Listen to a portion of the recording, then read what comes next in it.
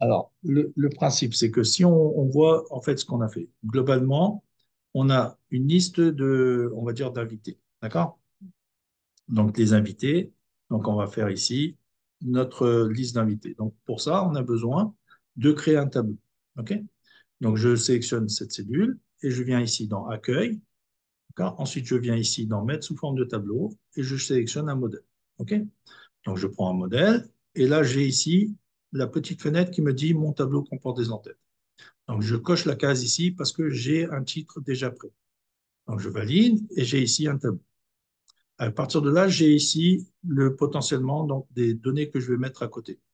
Donc, les invités, ils ont, on va dire, un menu. D'accord? Donc, on va mettre ici menu. D'accord? Et à côté, ils vont avoir le nombre de personnes avec lesquelles ils vont arriver. Et à côté, on va avoir le régime, non, le retour, pardon. OK. Alors maintenant, la question, c'est que les invités, on va dire que là, on va mettre des noms, simplement, Dupont. OK. Ensuite, je fais tabulation et je mets ici le menu. Alors le menu, le problème, c'est que ici, on va mettre des choses.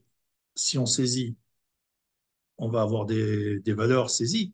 Le problème, c'est qu'après, on va voir que ça pose un problème si on laisse tel que. Donc le retour, c'est pareil, c'est achat.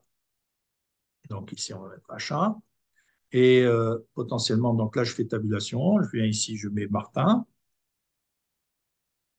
OK? Si je mets ici RAS, ça marche. Mais si je mets RAS avec un point ou quelque chose comme ça, le problème, c'est qu'après, lorsque je vais devoir faire un filtre, donc là, si on fait ça ici, on a un problème ici. D'accord? Donc, il faut faire attention à ça. On va voir comment on va gérer ça après. Donc ici, on a le nombre d'invités, on va mettre 3. Et là, on va mettre le retour, on va mettre sans achat ici. D'accord?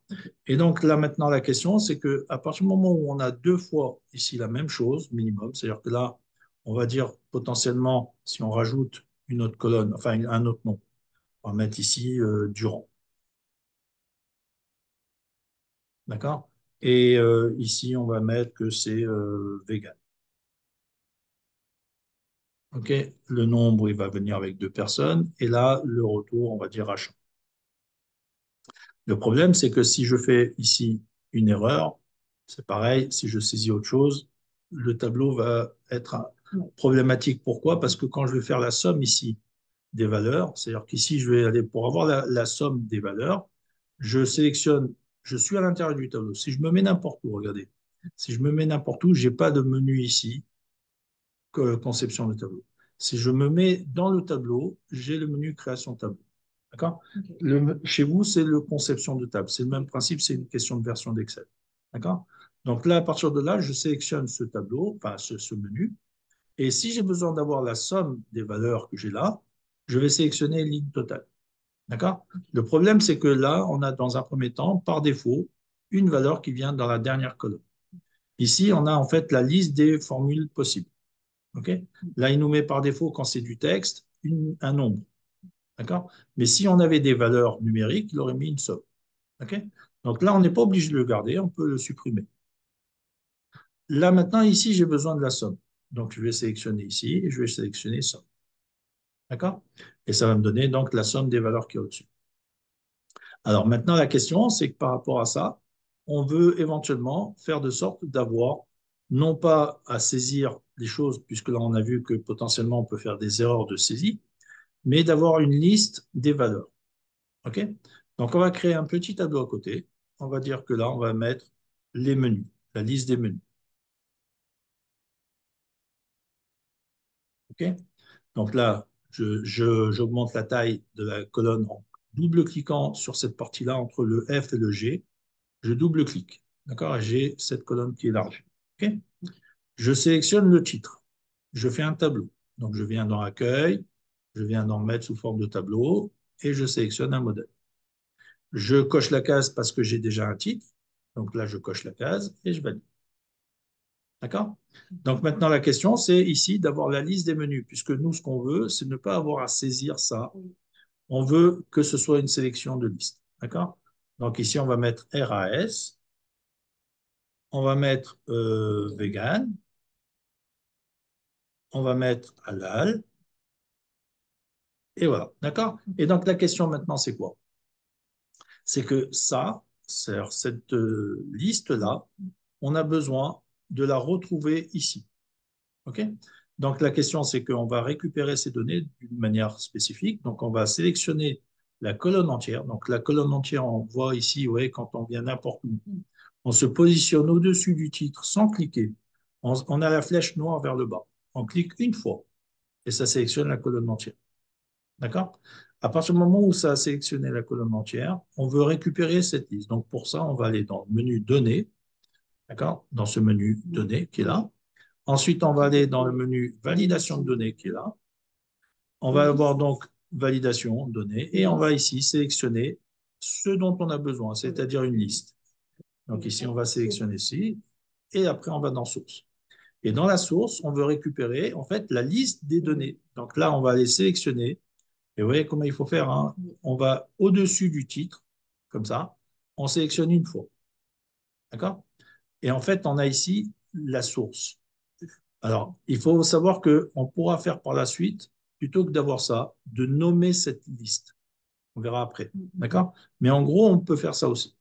Donc ici, on valide. Et là, maintenant, la question, c'est quoi? C'est que ici, j'ai la liste des valeurs. Donc là, maintenant, ici, j'avais un point.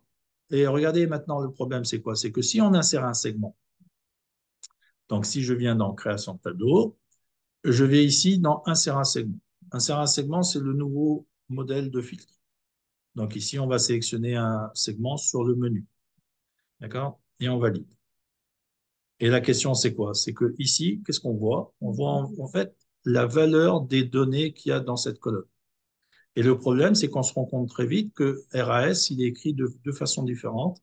Et ça fait que si on veut calculer maintenant le nombre ici de façon automatique, si on clique sur RAS, j'ai 2. Mais si je clique sur RAS comme ça, j'ai 3. Si je clique sur vegan, j'ai 2. Et moi, mon problème, c'est que normalement, pour RAS, je devrais avoir 5. D'accord? Et regardez maintenant, si je sélectionne RAS de façon normale, si je refais le filtre ici, là, cette fois-ci, j'ai 5. D'accord? Donc, ça prouve bien que ça, il faut vraiment faire des listes pour éviter de faire des erreurs de saisie. D'accord? Et donc, ici, on a les possibilités. Alors maintenant, la question, c'est par rapport à ça également. C'est que ça, on va vouloir faire une liste de cet ensemble, puisqu'on a écrit plusieurs fois la même chose, et là, on se rend compte qu'il y a aussi une erreur. Donc, on va aller chercher, juste pour analyser le détail, on va dans Création de tableau, insérer un segment, et on va chercher le retour. D'accord? Et en fait, ça va nous donner ici la liste des données du tableau, enfin de la colonne. Et on se rend compte qu'ici, il y a aussi un problème. Donc, on va faire de sorte maintenant de créer une nouvelle liste pour ça. Donc, on vient ici et on va ici des retours. Liste des retours. OK? On a un titre. On va dans Accueil, mettre sous forme de tableau. On sélectionne un modèle. On coche la case parce qu'on a un titre et on valide. D'accord? À partir de là, on va mettre les valeurs qu'on a ici, dans ce tableau-là, de façon synthétique. C'est-à-dire ici, on va mettre achat, on va mettre sans achat. Et en fait, on n'a besoin que de ces deux valeurs seulement. Donc ici, on a notre liste, on veut la récupérer ici. Donc on vient au-dessus de la colonne en ayant la flèche vers le bas, comme ça. D'accord? Et donc là, à partir de là, ça va être les anciennes valeurs. On va venir dans Données, Validation des données. Ici, on vient sélectionner Liste, on sélectionne la source et on vient sélectionner la liste des données qu'on veut mettre dans la source. D'accord? Et on valide. Ça fait que maintenant ici, au lieu d'avoir ce qu'on avait avant, on a une liste. Donc là, je peux sélectionner et je suis sûr que je n'ai pas d'erreur. Parce que là, j'avais une erreur. Maintenant, si je sélectionne comme il faut, vous voyez que le segment est bien automatique. Et si je sélectionne maintenant achat, j'ai bien les valeurs correspondantes. OK? Donc ça, c'est notre sujet en rapport avec les tableaux et les listes. D'accord? La question, maintenant, on va essayer de faire notre tableau avec les tables et l'ensemble des éléments relatifs aux tables. D'accord? Donc, on va créer à côté une table ici. Donc, ici, nom de table. Voilà. Donc, ici, j'ai le titre. Je peux déjà faire mon tableau. Donc, je viens dans l'accueil, mettre sous forme de tableau, et je sélectionne un modèle, et je coche la case, je valide. D'accord? Ici, on va définir le nombre d'invités par table. Donc, ici, on va dire nombre invités par table. OK? Si j'ai besoin d'élargir la colonne, je viens ici entre K et L, je double-clique. D'accord? Et donc ici, je peux mettre ici donc, le nombre d'invités comme ça. Ici, on a besoin de nombre de chaises. Donc ici, nombre chaises. D'accord? Là encore, c'est pas assez large. Je double-clique comme ça et c'est large. Ensuite, j'ai besoin du nombre d'assiettes. Donc, BRE, assiette. OK, je double-clique. Ensuite, j'ai besoin ici du nombre non, mais par contre, justement, tout à l'heure, on avait fait le nombre de personnes, ça va avec le nombre d'invités. Oui, mais pourquoi on avait le nombre de personnes? Non, c'était le nombre de cuillères, enfin de fourchettes par personne, il me semble. Il me semble, non? Ah, attendez, je ne sais plus. Nombre de personnes, après, oui, non, c'est le nombre par personne. Oui, mais la question, c'est que là, en fait, c'est pas le nombre de personnes, c'était le nombre par personne. C'est-à-dire que c'était le 2 par personne. D'accord, c'était ça l'histoire. Mais c'est pas grave. Donc, en gros, ici, on va dire que ici, on a un nombre de chaises, un nombre d'assiettes. Ici, on va dire un nombre de verres ou de cuillères. Donc, ici, on va mettre NBRE verre. Pardon. D'accord. Et ensuite, on va voir donc le nombre de fourchettes. OK. Et après, nombre couteaux. On va le mettre comme ça plutôt. NBRE. OK. Et après, on a le nombre de cuillères. OK. Donc, nombre cuillères. Et nombre de couverts. Donc, NBRE, vert. OK. Et, et donc, on avait fait de sorte. OK. Alors maintenant, on va remplir un peu les cases. Alors, le nom de la table, on va l'appeler ici A. Le nombre d'invités par table, ici, on va mettre 7. D'accord?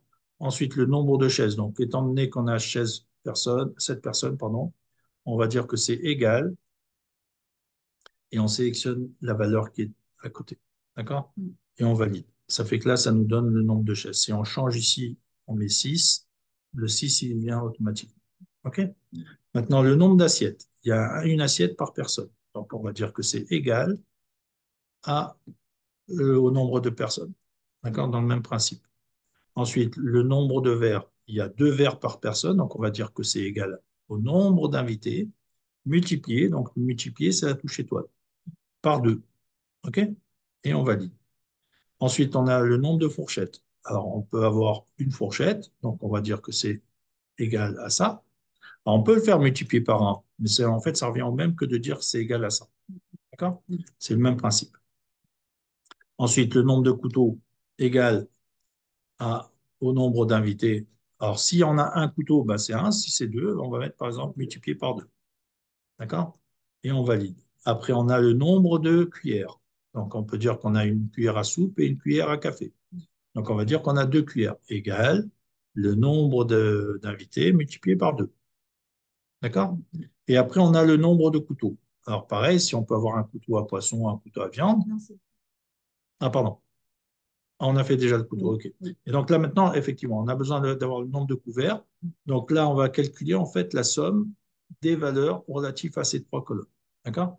Donc, soit on fait égal ça, c'est-à-dire le nombre de fourchettes. Alors, ce que je vais faire, je vais élargir plutôt ici pour qu'on voit mieux. Si je viens ici, je fais égal le nombre de fourchettes, plus le nombre de couteaux, plus le nombre de cuillères. D'accord? Et on valide. Ça nous donne la somme des trois. Bien. Ça, c'est la première solution. La deuxième solution, je vais venir à côté et je vais dire, je vais mettre le nombre de couteaux, enfin pardon, de couverts, mais cette fois-ci avec la somme, c'est-à-dire avec la formule somme. D'accord? Donc ici, je vais faire ici, ça c'était avec l'addition, donc avec addition, OK? Et là maintenant, c'est avec la somme, avec la formule somme. Donc on va dire égal, somme. Et quand je suis comme ça, j'ai la liste des formules qui arrivent ici. Donc, si je sélectionne la formule concernée et je fais tabulation, j'ai l'ouverture de la parenthèse. D'accord? Parce qu'une formule, en fait, c'est le signe égal, le nom de la formule et l'ouverture d'une parenthèse et à la fin, une fermeture de parenthèse. D'accord? Donc, je suis obligé d'avoir comme ça ici la parenthèse. Donc, maintenant, la question, c'est qu'est-ce que je mets à l'intérieur des parenthèses? Ben, je vais sélectionner les trois cellules dans lesquelles j'ai les valeurs. D'accord? Voilà. Et ça nous donne, on ferme la parenthèse et on valide. Ça nous donne bien sûr le même résultat. Ça fait que maintenant, si on change ici, là, on a tout ça qui est des formules. Si on fait tabulation maintenant, c'est-à-dire pour aller à la ligne, là, je fais tabulation à chaque fois, là. Et là, je fais tabulation, ça va à la ligne. Qu'est-ce qu'on remarque? En fait, on remarque qu'ici, il y a déjà une formule. D'accord? Il y a toutes les formules qui sont prêtes. Il y a juste à saisir ici la valeur de nom d'invité. Donc ici, on va mettre le nom de la table. Et ici, on va mettre par exemple 7. Et si je mets 7, j'ai automatiquement toutes les valeurs. D'accord? Voilà. Et donc maintenant, la question, c'est quoi? C'est qu'on peut aussi, du point de vue des titres, parce que là, comme on n'a que des petites sommes, enfin, que des petites valeurs, le titre ici, il est beaucoup trop large par rapport à notre valeur qu'il a. Donc, ce qu'on va faire plutôt que d'élargir la colonne, on va faire de sorte que le titre revienne à la ligne automatiquement. C'est-à-dire qu'on va faire de sorte ici, par exemple, de réduire. Alors, regardez, on va sélectionner toutes les colonnes en même temps. Là, je vais sélectionner ça. Je clique sur la touche Shift. Vous voyez, la touche Shift, c'est laquelle? C'est celle-là. D'accord? Et donc, je sélectionne toutes les colonnes. Voilà. OK? C'est-à-dire là, je reste avec ma touche Shift et je sélectionne comme ça toutes les colonnes. Et je veux que toutes les colonnes, elles aient la même dimension. Donc, je vais venir maintenant entre n'importe où, entre deux colonnes, et je réduis comme ça, par exemple. Vous voyez que toutes les colonnes viennent avec la même dimension. Donc, maintenant, si je reviens ici, j'ai bien mon tableau avec toutes les colonnes avec la même dimension. Ce qui pose un problème ici, c'est le titre. D'accord? Alors, le titre, maintenant, qu'est-ce qu'on va faire? Ben, on va sélectionner, regardez, si je viens n'importe où maintenant. Si je viens avec ma flèche, vous voyez, tout à l'heure, on avait vu quand on vient au-dessus, la flèche vers le bas. Si on sélectionne une fois, ça sélectionne la colonne entière. Maintenant, si je viens comme ça et je viens à gauche, regardez, là, j'ai la ligne entière. D'accord? Si je viens ici, j'ai la ligne entière. Si je viens ici, j'ai la ligne entière. D'accord? Si je viens ici, regardez, comme ça, là, j'ai la flèche en diagonale. Si je clique une fois, j'ai le tableau tout entier. D'accord? Et donc, ça veut dire que ici, si je viens n'importe où, je sélectionne, vous voyez, j'ai la colonne entière. OK? Alors, nous, maintenant, ce qu'on veut, c'est que les titres, ben, qu'ils soient plus visibles et plus sympas. Donc, on va sélectionner la ligne entière. On va changer la police de caractère, puisque déjà, on va dire la police de caractère est trop importante. Donc, ici, on va aller dans Arial, par exemple. On va prendre une police plus simple. D'accord? Ensuite, on va diminuer la hauteur des lignes, enfin la dimension. Donc, on va mettre 10. Et alors, maintenant, le problème, c'est qu'on voudrait que tout ça, ça aille à la ligne. Donc, on va dans Accueil et on va dans le menu qui se trouve ici, le bouton là. On va envoyer à la ligne automatiquement. On clique dessus. Et là, vous voyez ce que ça donne? En fait, ça fait de sorte que les cellules sont avec la même dimension, mais le titre a changé de forme. La question maintenant, c'est que tout ça, il faudrait l'harmoniser. Donc, on va aller dans les menus qui se trouvent ici et on va faire de sorte que tout ça, on va l'aligner comme il faut. D'accord? Et donc, ici, on a des titres centrés, etc. D'accord? Et donc là, ici, bien sûr, si on a des S qui traînent, etc., après, il faut jouer juste un petit peu si on a besoin, juste par rapport à une seule, on fait ça, et on a ce qu'il faut. D'accord? Et donc là, maintenant, la question, c'est quoi?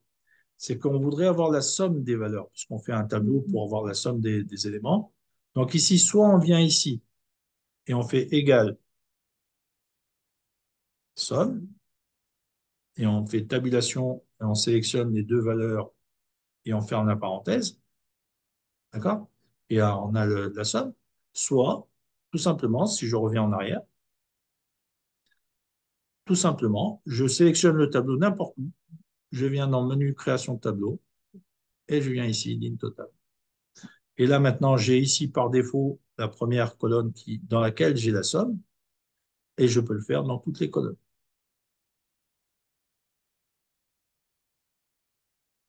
D'accord? Donc, j'ai juste à sélectionner et de mettre la colonne à chaque fois de ce que j'ai besoin. D'accord? Et là, j'ai donc ma somme de chaque chose.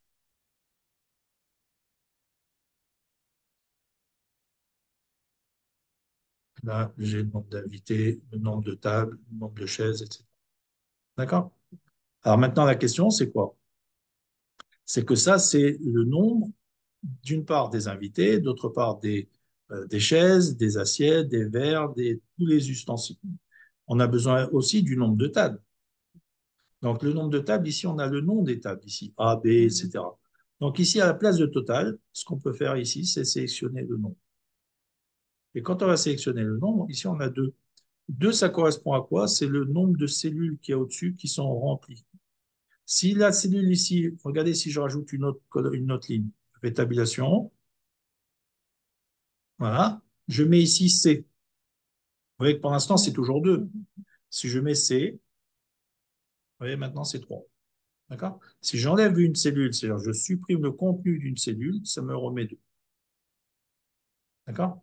Donc, il faut faire attention que là, c'est la cellule qui est remplie qui vient donner le nombre. Donc, ici, je mets 2, enfin B, et voilà. Et là, maintenant, puisque j'ai une nouvelle table, si je mets ici le nombre d'invités, je mets par exemple 5, vous voyez que là, j'ai automatiquement tout ce que j'ai besoin. OK, c'est clair? Alors maintenant, la question, c'est globalement, on a ici un tableau qui gère les tables et les matériels d'une salle, on va dire. OK? Alors maintenant, la question, c'est que ça, on va l'enregistrer. Là, je vais arrêter l'enregistrement.